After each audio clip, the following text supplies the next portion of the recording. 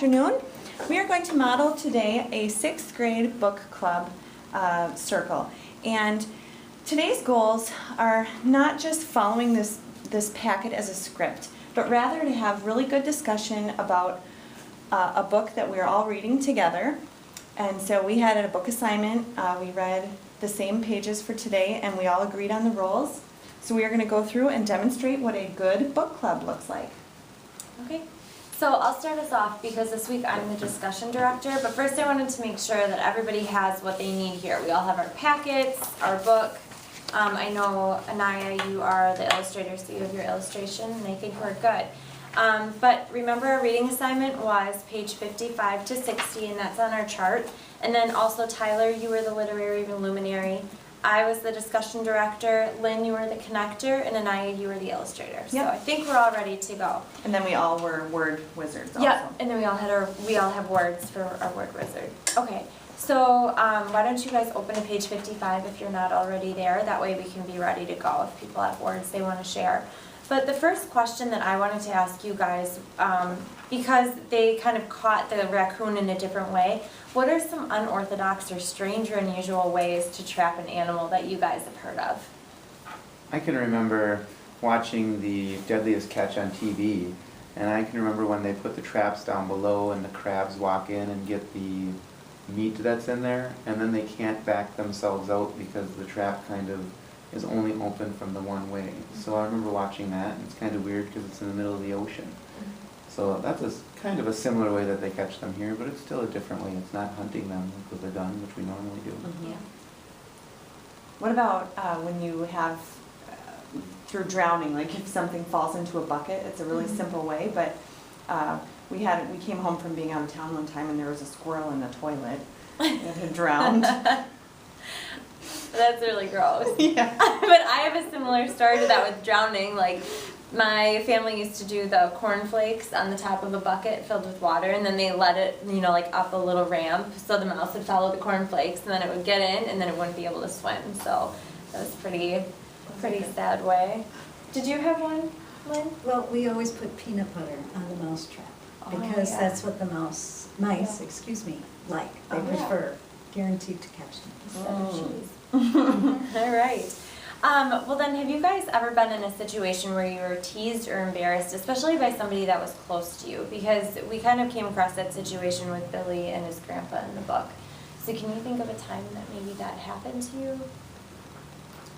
I know I personally, my dad was my soccer coach for a really long time, and that was, embarrassing to have your dad, right there with you, but having him tease me all the time in front of all of my friends about things or like forgetting something. So it was kind of hard. Like, it was embarrassing, but it was, I don't know, sometimes it got kind of intense and it made me feel really bad because it was my dad and, he's supposed to have your back, but. I could relate to that story a little bit because he thought his grandpa was teasing him and his feelings were hurt.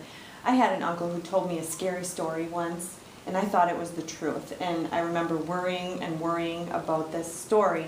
And then several years later, he told me that it was just all made up. And so I felt mad. Yeah. My Uncle Bob would always tease me at events when we were younger, and he was really like straight-faced, and you didn't know that he was not serious about it. So not until I got older did I really kind of understand that's how he was.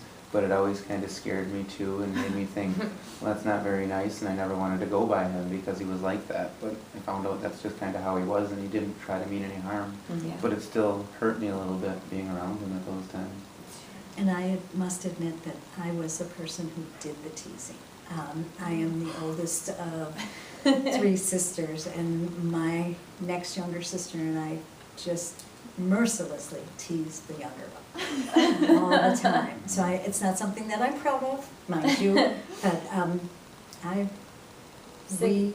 go ahead. So you can relate to Grandpa, Yeah. not so much Billy in this Yes, case. exactly. Okay. I have a word that kind of goes along with that from the word wizard stuff. It's on page 55 on the 6th paragraph, which is actually like the 3rd last paragraph too. The word is Jillian. Is that really a word? I think so, yeah. When I looked it up, I Googled it, Okay. and it gave me a definition. Does anybody want to read it for us in the sentence it's in? I can do it. I said you couldn't catch a coon in a jillion years with that thing. I picked it because I didn't know for sure if it was a word, and when I looked it up, it just said a really big number. So Oh. it wasn't even like a million or assigned to a number. And I picked it because it was kind of in that part when Grandpa was teasing with him, but it let me know how, when he thought that the catching the coon would really never happen. Like a jillion years, a huge number, it's never gonna happen that he's gonna catch it. So it was part of the teasing that went on. Good. Another question that I came across is, can you describe a time when you felt let down by someone close to you, and how did that make you feel? Just because, you know, Billy seemed to be a little bit let down by the way that his grandpa treated him and felt bad about being teased. So can you think of a time? I can connect it to another book maybe, but my life I can't remember right now, but like in the Hunger Games, I can remember that Katniss, the main character, she was let down by her mom a lot because she had to provide for herself and her younger siblings. So I can tell that that kind of made a bad situation with her and her mom, which was kind of similar, I guess. Yeah. But this one isn't like too bad. I mean, Yeah. it's just teasing. I think he still really likes his grandpa, but it's just, I think this book does a really nice job of showing how important what the adults in your life say, how important that those things are. So Yeah. it's good. And that was really kind of one of my connections, you know, that there's an older adult to give advice and to help and to teach the younger person. Grandpa is really fulfilling that role for Billy. Sure. Good. And then finally, on the last page of our reading, on page 60, at the very bottom, it just talks about how Billy kind of came across his first coon, and that he was so surprised he dropped the pups. It was my first coon. So describe how you think Billy felt when he saw the raccoon in the trap. This is his very first time. This is what he's been working for the whole time. Super excited, probably, that he finally caught one after all this time. Mm-hmm. Maybe a little shocked that it actually happened, Yeah. you know? Yeah. Yeah, no, he was like Anaya said, he was really excited. He was working really hard for it for a long time. I know anything that you work hard at for a long time, it actually happened. Do you think he was probably scared though too? Like I was just thinking about if you come across a wild animal out in the wilderness, even if it's a raccoon, they're still pretty big, and I bet he was kind of scared, like, oh. Yeah. Especially if it was making all this noise and stuff. Yeah, I have a word that I wrote down actually from that time. It's on the bottom of page 60, and it comes when he was finding this raccoon. It's in the last full paragraph, and it's, I was met by a loud squall. Squall is my word, I think that's how it's pronounced. It was a new word for me, and I didn't look it up because it said loud squall. So I knew that he was trapping a raccoon there, so I just thought it was a noise the raccoon was making, and it was like a squeal I pictured. So I used the context to figure that out. Yeah. Good. Okay. Well, that was all I had for my job, but does somebody else want to share what they have for theirs? I know that we kind of shared a little bit of Lynn's connections. Someone else want to go? You want me to continue? Sure. At that point, because we've kind of opened that door. One of the other things was when Billy was trying something new, trying to do the trap and being disappointed because he failed. Yeah. You know, I think the most important part about that to remember was that he kept trying. You know, he never kind of gave up, and that showed great, great strength by him. And I can connect to that by when I was, playing football, and my first couple of years of playing football, I wasn't really very, very good. And then I kept trying and kept practicing, and eventually, I became a starter when I was in high school, but I had to practice a lot, and I never gave up. And I see some people sometimes that give up, and then they never get to do what they wanted to do. Well, and that's so true with like all hunting and fishing and stuff. Like I don't have the patience for it because there's so much waiting that goes into it. It's like wait. And so I think the author does a good job of showing that, because I know that's how I feel if I'm ever trying to go fishing. Yeah. Yeah. The other one was, my connection was that, you have people in your life to lift you up and help you and make you successful, and I think collectively we all are that. I mean, we can't do what we do now without the help of other people.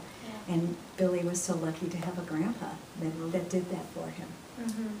Yeah, I know I can connect in my life that my dad is that person for me, that I always, I can have him lift me up in things and be there when, something bad might happen, and he's there to help me out with things. Do you guys have any of that connection? My mom is that way, and it's like that, the connection you had before with being disappointed or that you have to keep on trying something. I mean, she's that person that's there, like, you need to keep on trying, you need to keep on going. So, yeah, very cool. I have some passages. Maybe we'll just go over one or two of them. One for my literary luminary job is on page 56, and it is paragraph number 6. And it's just a really short one. It's actually only a sentence passage. It starts with "I was." Does anybody want to read that for us? I was all ears, that one? I'll Yeah. do that for you. I was all ears. I didn't want to miss one word my grandfather said. I'm Now, gonna stop there. Sorry? And only really I picked the "I was all ears." That's okay. Does anybody know why I just picked that short little passage to be somewhat important? I think it's a good expression. Yeah, it's really a simple way of saying, I was totally listening. And I remember when we were doing our book clubs just last week for an assignment, and we were learning about metaphors, and I was all ears, and I think that's a metaphor, Yeah. because Billy really wasn't all ears, Right? so that would have been funny. He would have been a big ear. So it kind of showed how well he was listening to Grandpa, and I think that's why the author used that, because he didn't want to screw up catching the coon, so he really listened to him really, really well, just like I know kids do in class. Yeah, and it's good figurative language that he's Mhm. saying. I mean, he's doing a nice job instead of saying, I was Listening. listening. It's different and it's interesting. Mhm. Interesting. And then I had on page 59, paragraph number 6, starting with "the next morning." And that one is the whole paragraph. Does anyone want to read that for us? I can. Okay. Is that okay? Yeah. The next morning, I was up with the chickens. I took my pups with me, as I just knew I'd have a big ringtail trapped, and I wanted them to see it. I was a disappointed boy when I peeked out of the canebrake at my last trap and didn't see a coon. All the way home, I tried to figure out what I had done wrong. And why do you think I would have picked that one? You were, is it because of the up with the chickens part? No? Not really, but that was an interesting part. Okay. That just means up really early, right? Yep, yep, I Okay. think so. Did you pick it because Billy was trying to solve his problem? Not really, but No? that would be a good reason to. I picked it because it kind of showed his emotions going from like really excited, he was up really early in the morning to catch that, and then at the end of the paragraph, he was really down in the dumps because he didn't catch one and he did something wrong, he got like, so it just showed he was really excited, and then like 2 sentences later, he was really down. Yeah. So the author did a good job of showing us how people kind of in life sometimes can just flow like that. Yeah. Good. Okay.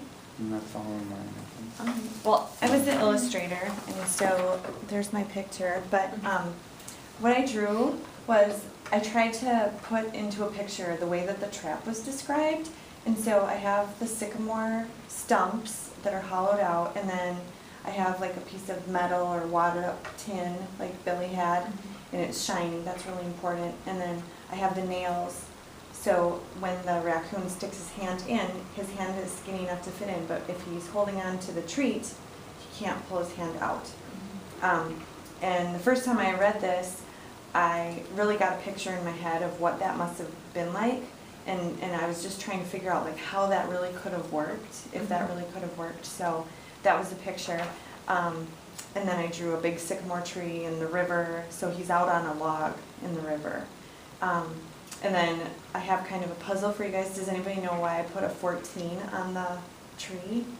Was that the 14th trap each had? Yeah, because he Oh. did 14 of those. So I put that on there just to Cool. signify that that meant he set 14 traps. Very Because that's a lot of preparation and everything. But I mean, I'm not the best artist, but I tried, I mean, he still looks like a raccoon. I and- could picture it that way too. Yeah. It's Yeah. very good, and Okay. I think that helps me actually see that part a little bit better because I was having a really hard time like picturing how that works, but that actually really helps me visualize that. Yeah, so this raccoon's just about to get trapped. Maybe. Yes, unlucky indeed. him. Yeah, right. I had one other word that I had picked out, and it wasn't a big deal, but it was on page 55, right when we started. And it's in the third paragraph, and it says, "He smiled as he listened to my tale of woe." And I had heard that, but I kind of have an idea what woe is. I think of sadness, and I actually looked it up because I wanted to know exactly what it meant. And it said woe is great suffering from loss.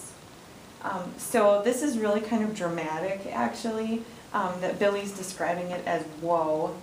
Because I've heard the expression woe is me Mhm. before, and so what that means is you're suffering from a loss, or it's a sadness. And I think it's just it's a prettier way to say sadness. It's kind of interesting, so that's why I picked that word. Well, that clears it up for me because I always thought woe was like to stop, like woe with a horse. But that makes that Oh. sentence so much more meaningful and understandable now that I know what that means. Yeah. Did anybody have any other words that we came across? I really like that we all get to do the words Yeah. instead of just one person. Well, I just thought on page 58 in paragraph 3, he uses the word anxious as, let me see, oh, it's all the way down, sorry, it might be 4, paragraph 4. Okay. With confidence restored, it all sounded pretty good to me, and I was anxious to try out this wonderful plan. I always think of anxious as being like a bad thing, like you have anxiety, like it's, you know, something not good. And I usually don't think of anxious as being a good thing, so I'm glad that it reminds me that anxious can mean anticipation or excitement for something. Mhm. That's good. Yeah, anxious is. Showed how excited he was. Mm-hmm. Neat. Okay. Well, let's go to your charts really quickly before we leave so that we all know what pages we need to read till. And I have in mind that we have pages 60 to 70 due for our next meeting. Okay. And we just all rotated one, so Anaya, that means you're the literary luminary, Tyler, you're the discussion director, I'm the connector, and Lynn, you'd be the illustrator next time. And when do we meet again? We're gonna meet on Tuesday, Okay. okay? So does anyone have any questions or anything else they want to add? I like this book. You Me guys- too. I'm liking it. Have you seen the movie at all? Not yet, my mom's making me I wait. heard the teacher is going to let us watch the movie when we're done with the book. Okay, very good. All right. Well, thank you very much for watching our literature circle. We hope you learned a lot, and we saw that everybody took a turn, and that you didn't just have to follow the script, but we want it to be more of a discussion amongst people and not just following the rules. Thanks.